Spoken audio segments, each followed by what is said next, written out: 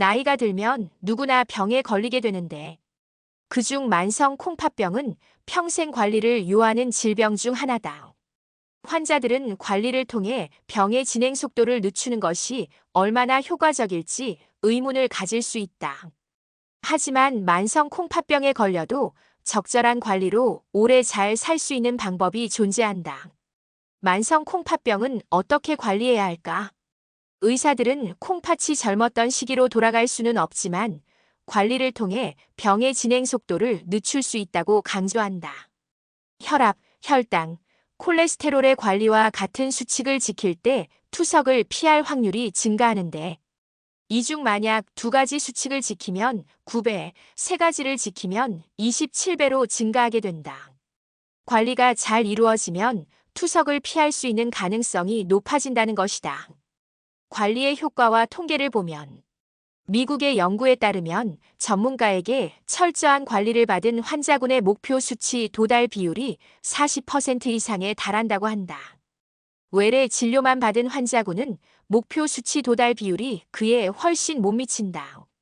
새로운 약물 또한 만성 콩팥병 환자에게 미치는 긍정적인 영향이 있다고 한다.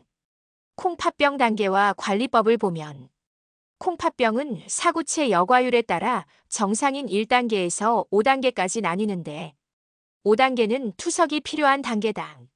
검사 방법은 사구체 여과율은 피검사를 통해 확인할 수 있다. 당뇨, 고혈압, 고지혈증과 같은 만성 질환이 있는 경우는 더욱 철저한 관리가 필요하다. 영양소 관리의 중요성은 두말할 나위가 없다. 콩팥병 환자가 신경 써야 할 영양소는 소금, 단백질, 칼륨이다. 모든 콩팥병 단계에서 저염식이 권장되는데 하루에 나트륨을 2g 이하로 섭취해야 한다. 다행히 최근 한국인의 평균 소금 섭취량이 감소하고 있는 것으로 나타나고 있다.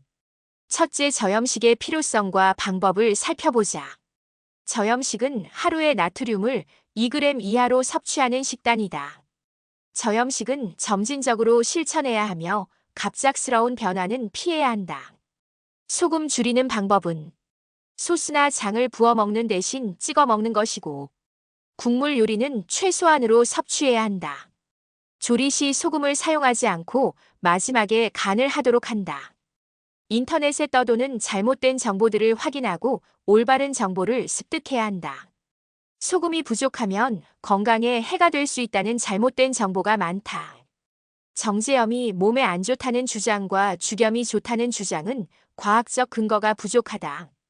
두 번째로 칼륨 섭취와 관리를 살펴보면 칼륨 섭취 권장량은 만성 콩팥병 1, 2단계에서는 하루에 3,500mg 이상 섭취해야 하며 4, 5단계에서는 2,000mg 이하로 줄여야 한다. 식품의 칼륨 함량은 계절에 따라 야채와 과일의 칼륨 함량이 다르므로 주의가 필요하다.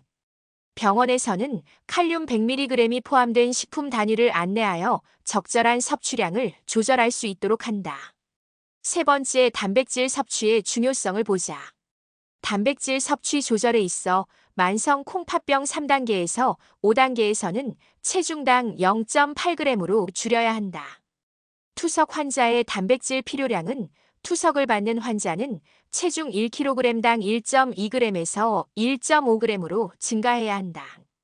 노년층에서는 적절한 단백질 섭취가 필수적이다. 마지막으로 약물 관리와 주의사항을 살펴보자.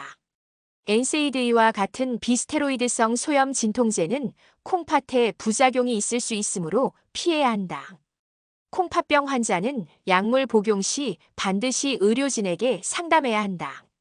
또한 CT 조영제 사용 시 주의해야 한다. 만성 콩팥병 4단계 이상의 환자는 조영제 사용 시 주의가 필요하다.